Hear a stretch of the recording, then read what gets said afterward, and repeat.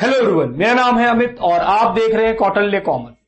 आज हम लोग डेप्रीशिएशन चैप्टर का न्यू स्टडी मटेरियल जो आईसीएआई ने 2021 में इशू किया है उससे हम लोग क्वेश्चन लेंगे जो एडिशनल हुआ है पुराने स्टडी मटेरियल के कंपैरिजन न्यू स्टडी मटेरियल में। मतलब क्योंकि हम लोग 2020 में ही स्टडी मटेरियल सॉल्व करा के अपलोड कर चुके थे, फिर नवंबर में इंस्टीट्यूट ने क्या किया, अगले साल के लिए 2021 के लिए एक नया स्टडी मटेरियल इशू कर दिया। लेकिन मजे का बात यह है, जैसा आप स्क्रीन पे देख भी रहे होंगे कि सर दोनों स्टडी मटेरियल के कंपैरिजन में जो ओल्ड स्टडी मटेरियल और न्यू स्टडी मटेरियल है उसमें कोई डिफरेंस नहीं है।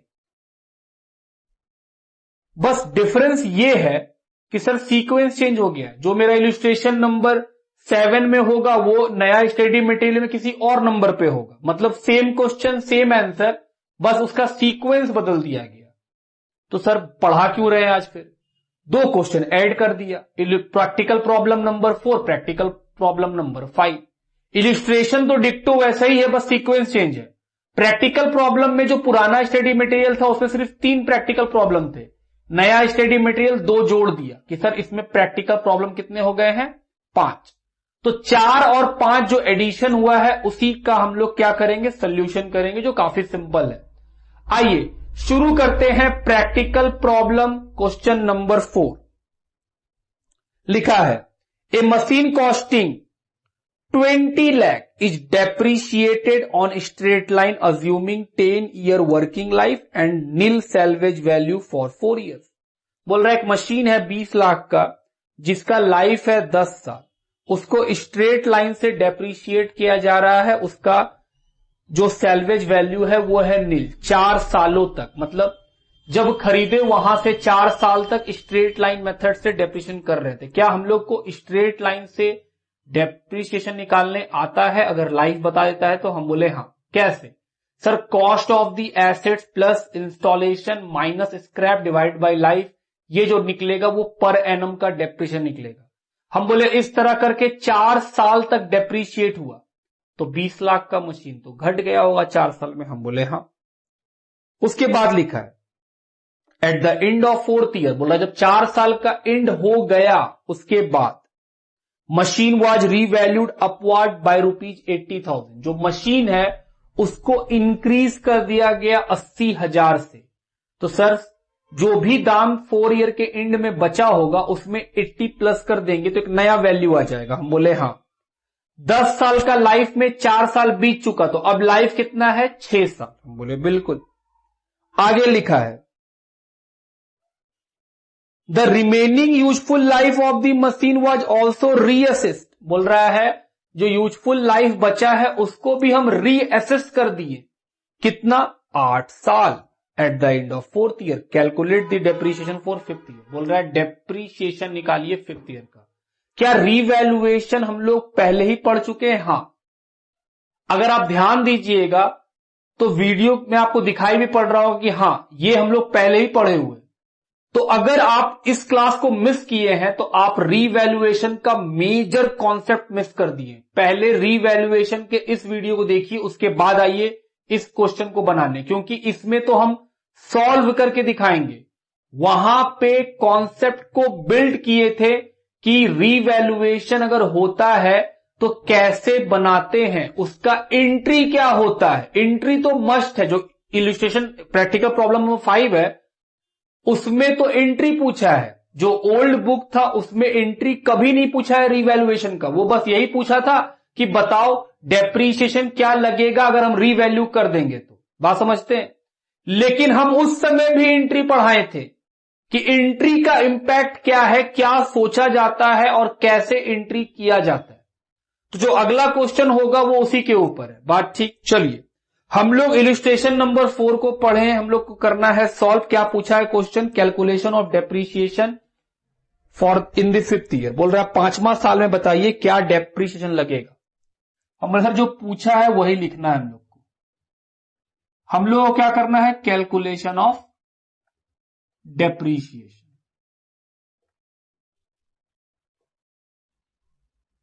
फॉर द 5th ईयर, 5वें साल। क्या लिखेंगे हम सर? सबसे पहले कॉस्ट ऑफ एसेट्स 20 साल, 20 lakh minus depreciation for first 4 year. शुरू के 4 साल में कितना डेप्रिसिएशन लगा? मतलब सर पहले 1 साल का निकालते हैं और क्योंकि स्ट्रेट लाइन है 4 से मल्टीप्लाई कर देंगे। 20 लाख माइनस सैल्वेज वैल्यू हम बोले नील डिवाइडेड बाय लाइफ 10 साल। ये जो निकला ये तो 1 साल का डेप्रीशिएशन, हम लोग को तो 4 साल निकालना है, 4 से मल्टीप्लाई 8 लाख। ये क्या निकला? हम बोले सर ये निकला written down value of assets या मशीन जो भी था, ऑफ मशीन। ये कब का है? हम बोल रहे हैं at the end of 4th year. 4 साल के एंड में इसका वैल्यू। अब क्वेश्चन बोला है कि इसको हम लोग रीवैल्यू किए हैं अपवार्ड, मतलब बढ़ा दिए। कितने से? 80 से। तो हम बोले ओके, बढ़ाए हैं तो बढ़ा दीजिए, प्लस अपवार्ड रीवैल्यूएशन। सर अगर डाउनवर्ड हो तो माइनस कर देते। अपवार्ड रीवैल्यूएशन कितने का? 80,000। 80,000। क्या नया दाम 12,80,000 हो गया? तो रीवैल्यूड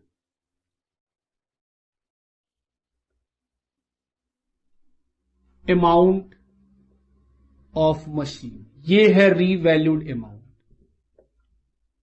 लाइफ भी रीअसेस्ड हो गया ऑफ मशीन 8 ईयर्स। अब कितना लाइफ हो गया है? 8 ईयर्स। क्या डेप्रीशिएशन निकाल सकते हैं 1 साल का 5th ईयर के लिए? हां, डेप्रीशिएशन फॉर 5th ईयर कितना? 12,80,000। कोई स्क्रैप नहीं है, डिवाइडेड बाय 8।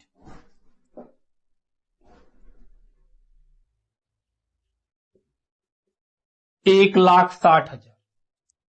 ये है डेप्रीशिएशन 5th ईयर्स का। ये तो काफी सिंपल है, ये तो पहले ही बना है। हम बोले हाँ, लिखिए प्रैक्टिकल क्वेश्चन नंबर 5 आपके स्क्रीन पर।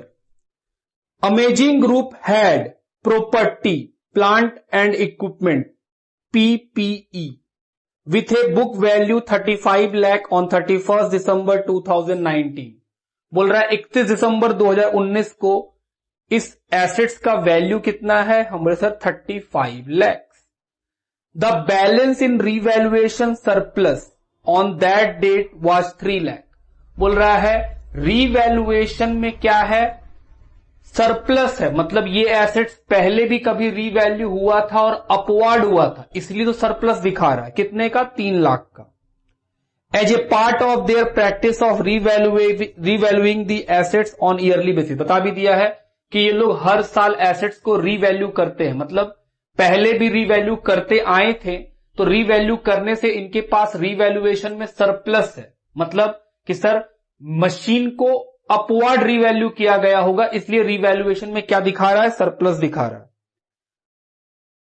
Another revaluation was carried out on 31 दिसंबर 2019। बोल रहा है फिर से एक रीवैल्यूएशन हुआ है 31 दिसंबर 2019 को। Evaluate the impact of revaluation if the fair value as a result of revaluation done on 31 December 2019 was ABC। 3 case दिया हुआ है और बोला है जर्नल एंट्री करके बताइए। क्या हम लोग रीवैल्यूएशन का एंट्री सीखे हैं? हां। फर्स्ट टाइम होता है तब क्या होता है और सब्सिक्वेंट रीवैल्यूएशन होता है तब क्या होता है। फर्स्ट टाइम में अगर इंक्रीज होता है तो क्या होता है और डिक्रीज होता है तो क्या एंट्री होता है। सब्सिक्वेंट में अगर इंक्रीज और डिक्रीज होता है तब क्या होता है। ये सारा बात हम लोग रीवैल्यूएशन वाले टॉपिक में पढ़े हुए हैं ऑलरेडी, जिसका वीडियो बनाए हुए हैं। तो अगर हमको मान लो रीवैल्यूएशन के बारे में वो बात पता ही नहीं है कि सर फर्स्ट टाइम रीवैल्यू करते हैं और रीवैल्यूएशन में इंक्रीज या डिक्रीज होता है तो क्या एंट्री होता है, सब्सिक्वेंट अगर होता है रीवैल्यूएशन कि सर इससे पहले भी कभी कर चुके हैं रीवैल्यूएशन, अब दूसरा या तीसरा चौथा बार कर रहे होंगे, तो उस समय इंक्रीज या डिक्रीज होता है वैल्यू, तो क्या होता है उसका इंपैक्ट, बात समझते हैं। तो ये वाला क्वेश्चन कौन सा है, हम बोले सर ये फर्स्ट टाइम रीवैल्यू नहीं हो रहा, ये सब्सिक्वेंट रीवैल्यूएशन है, ये वो वाला केस है। कैसे मालूम, हम बोले सर रीवैल्यूएशन का सरप्लस रखा हुआ है और क्वेश्चन बोला हुआ है कि हर साल हम रीवैल्यू करते हैं, मतलब पहले किए होंगे और उसमें रीवैल्यूएशन का सरप्लस है, मतलब रीवैल्यूएशन अधिक हुआ था, ऊपर हुआ था, अपवार्ड रीवैल्यूएशन किए होंगे, तभी तो रीवैल्यूएशन का प्रॉफिट दिखा रहा है, सरप्लस दिखा रहा है। बात ठीक। तो हम लोग को 3 केस पूछा है, उस 3 केस का एंट्री। अगर तुम वो वीडियो नहीं देखे हो तो पहले उस वीडियो को देखो, वहां सीखो कि सर कॉन्सेप्ट क्या था। चलो पहला नंबर ए, बुक वैल्यू कितना है 35 लाख, बोल रहा है अगर इसका वैल्यू 37 लाख हो जाए तो फेयर वैल्यू,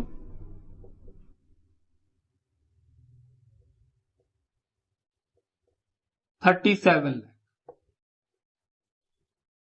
तो क्या होगा, 35 लाख का एसेट्स इंक्रीज कर दिए तो सर एसेट्स बढ़ जाएगा, बोलो क्या एंट्री करेंगे, सर वही प्रॉपर्टी, जो एसेट्स का नाम है उसको डेबिट कर दीजिए। एसेट्स का नाम है property plant and equipment, property plant and equipment, assets account debit. 2 revaluation, surplus. 35 lakh का एसेट 37 हो गया, कितना से इंक्रीज किया 2 लाख।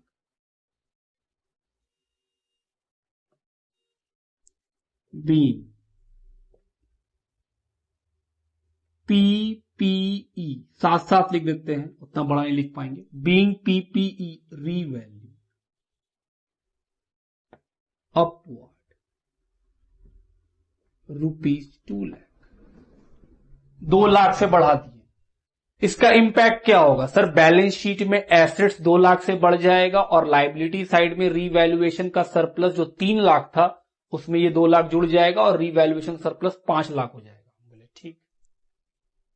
नंबर बी लिखा है अगर फेयर वैल्यू 33 लाख हो जाए तो, बोले ठीक।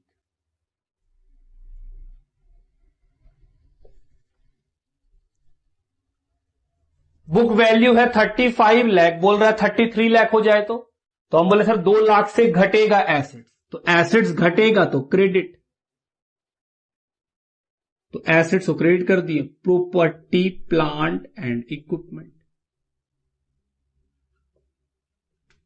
कितने का 2 लाख। सर आपका एसेट्स घटा है तो आपको लॉस होगा, हम बोले मेरे पास 3 लाख का प्रॉफिट रखा हुआ है, उसको यूज करेंगे। कौन सा प्रॉफिट, हम बोले revaluation surplus.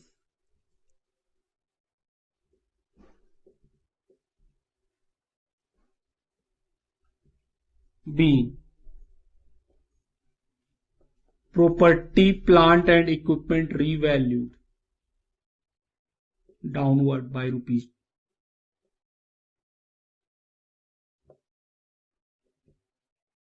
Lakh. C number fair value 31 lakh,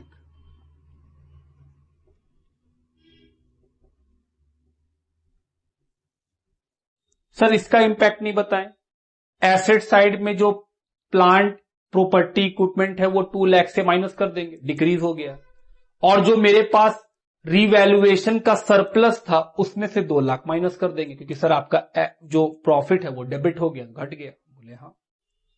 तीसरा बोल रहा है फेयर वैल्यू 31 लाख हो जाएगा, तो हम बोले सर 35 लाख का बुक वैल्यू है, अब उसका वैल्यू 31 लाख हो गया, तो 4 लाख से एसेट्स डिक्रीज कर जाएगा। हम बोले ठीक। Property plant and equipment credit कर देंगे, कितने रुपए से डिक्रीज कर जाएगा, हम बोले 4 लाख। कैसे 4 लाख, 35 लाख का बुक वैल्यू है, बोल रहा है 31 हो गया, तो मेरा एसेट्स तो डाउनफॉल कर गया, कितने से? 4 लाख से। तो सर आपको 4 लाख का लॉस है, लॉस का नाम लिखिए। क्या लिखे? हम बोले सर वही अभी भी तो लॉस हुआ था, रीवैल्यूएशन रिजर्व लिखे थे कि सर रीवैल्यूएशन सरप्लस है। हम बोले ठीक, और लिखे। सर इसको रिजर्व लिख सकते हैं, रीवैल्यूएशन रिजर्व लिख सकते हैं। कितना लिखे? सर 4 लाख। नहीं, मेरे पास सरप्लस कितना है? 3 लाख। यही तो सीखे हैं वहां पर कि अगर कभी ऐसा हो कि मेरे पास रीवैल्यूएशन से सरप्लस हो और जब दोबारा रीवैल्यूएशन करे उसमें हमको सरप्लस से अधिक लॉस हो, जैसे इस क्वेश्चन में, तो जो एक्स्ट्रा लॉस होता है उसका नाम पीएल होता है। बोले हाँ। कितने का? जहां तक मेरे पास रीवैल्यूएशन का सरप्लस था वहां तक तो यूज कर लेंगे, जो एडिशनल लॉस होगा उसको आप रीवैल्यूएशन रिजर्व थोड़ी दिखेंगे, रिजर्व माइनस में थोड़ी जा सकता है। रिजर्व या तो निल है या तो पॉजिटिव है, रिजर्व कभी निल नहीं होता है। तो जो 1 लाख का आपको डेबिट बैलेंस आ रहा है उसका नाम क्या है? बोले पीएल। बात ठीक मेरा? बोले B, property plant equipment revalue downward 4 lakh.